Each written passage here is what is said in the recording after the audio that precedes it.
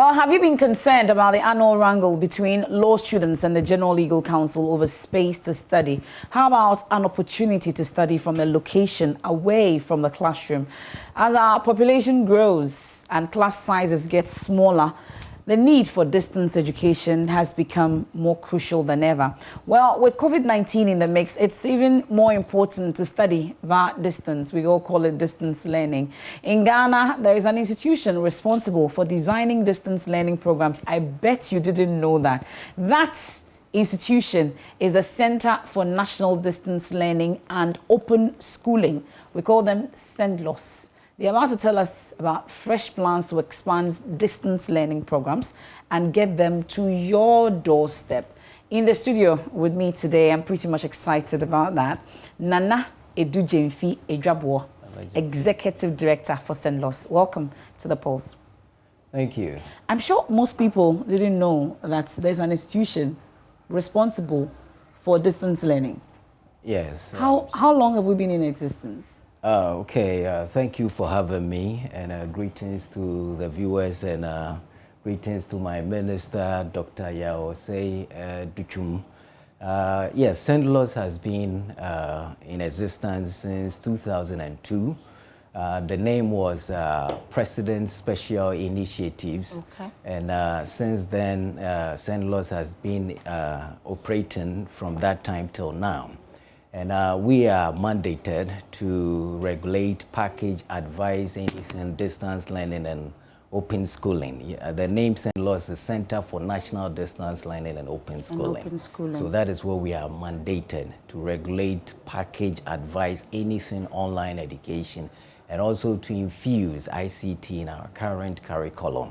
That is what we do at CEDLOS. Okay, that's very, very interesting, since 2002. But let's talk about the situation as we have it now when it comes to distance learning and open schooling, because until COVID, we haven't really paid so much attention to it. Right. What would you say is the status of it as a country?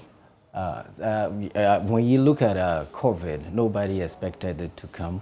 You know, but it's here with us, you know, and when you look at in our educational system, I know COVID has affected us.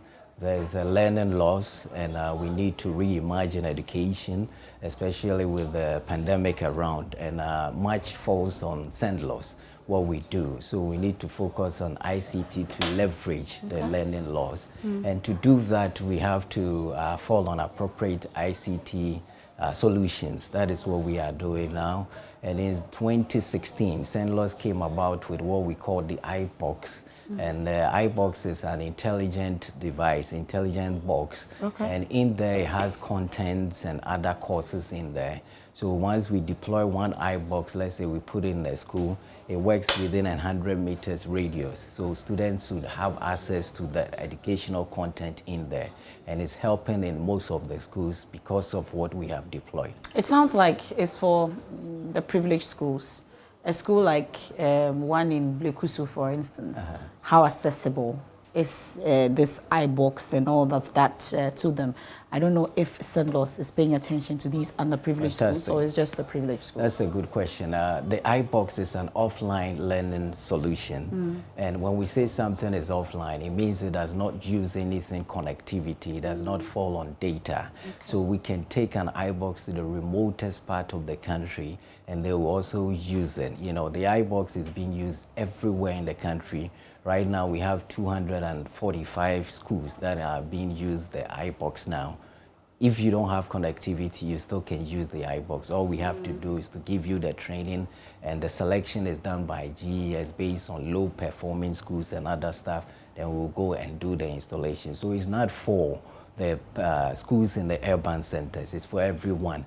Just like the president always preaches about equity in education, which my minister also talks about that. So the iBox will fix that problem, because we don't know who is using it. So equity in education can be achieved with the iBox and technology as a whole. Okay, so we talked about distance learning gaining a lot of prominence, or should I say virtual learning, gaining a lot of prominence with the onset of COVID, yes. For instance. Now that at least we are witnessing a stability of a sort, are we still giving it the same attention that we used to give it when children had to stay at home and learn? That's another good question. When it comes to distance learning, it started way back in 1773 by Isaac Pittman in the U.S. in Boston. And apparently he did not know that distance learning would travel this far. The first distance learning was deployed in the newspapers, and I think the materials came in the newspapers in Boston. You know, so those times students will register for anything distance classes, and they have to pick their materials from the schools and other stuff. And fast forward in 1843, the first distance education came to being in the same place in the U.S. You know, a lot of actors positioned it and pushed that distance learning. Actors like Anna Tuckman, they all did that. We fast forward, it's here in Ghana now, distance learning. But when it comes to distance learning, in Ghana, there's a little bit disparity. People see distance learning as education that, okay, you go 2 days in a week, maybe you go on weekends. But what we see most of the time outside is distance learning is you and the teachers, students and teachers are in a different place altogether. The geographical location is different. So that is distance learning. But people don't take that seriously. It's like you're not part of the school. You are just, you know, just doing it. People really feel that's not the serious education. You know, that is why CEDLOS is here, to give us that credence and awareness, you know, mandated by the laws and the president for us to do that. Because right now COVID-19 is here with us, and everything has to be done remotely, and technology is also here. So we are looking to create that awareness for people to understand distance learning, that if you acquire your degree online versus on ground is the same. There's no disparity above that. If astronauts, you know, they can train how to go to space using simulated courses on ground, it means a lot can be done on the computer and other stuff. So it's okay to get do the whole 4-year course on the computer, sitting behind the computer and doing it, and not being worried about ever meeting your teacher, and your degree is as valid as whoever was in the lecture hall. Very valid. And think about it, that creates some sort of flexibility and also affordability. Think about now in our current schools and dormitories and tertiary schools, you know, people paying a lot of money for accommodation. If you don't have to go to school, you just stay at home at your own leisure time and you read your books and do everything online. You don't worry about all these paying school fees and other accommodation fees and other stuff.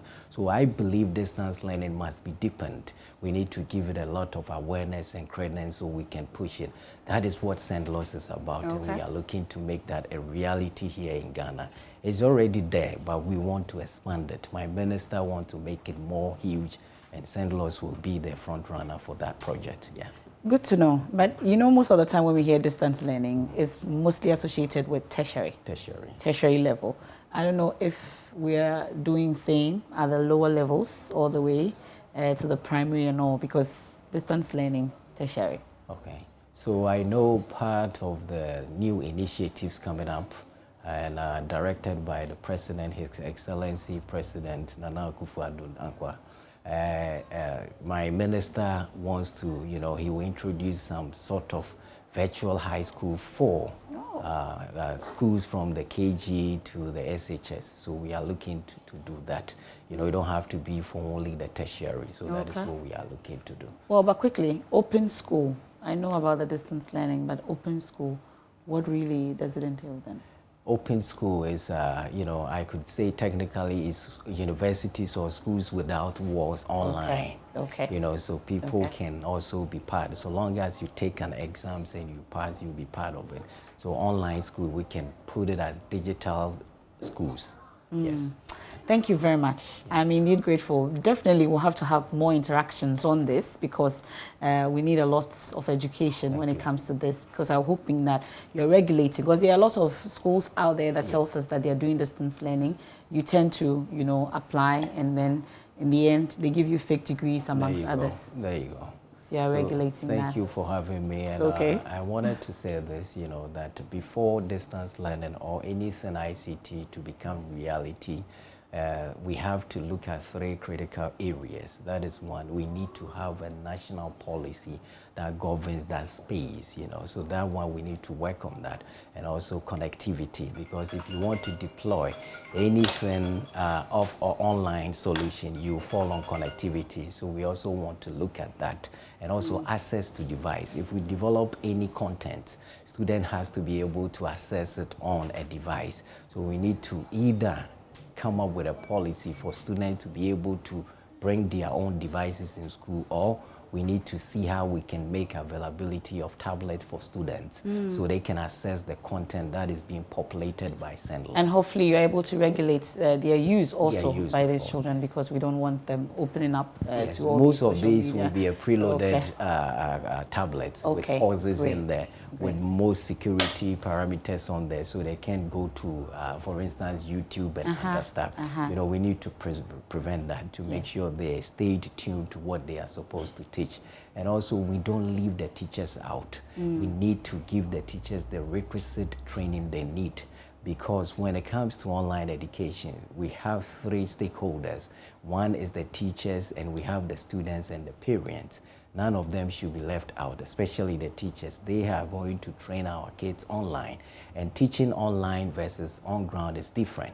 Online pedagogies are different compared to teaching on ground. So we need to make sure the teachers get the tools to be able to access and do other things online for our children to access it. So we need to train them and do that for them. We should engage more. Nana, we're grateful. That's Nana Jemfi Ijabo, is Director of CEDLOS. Thank you.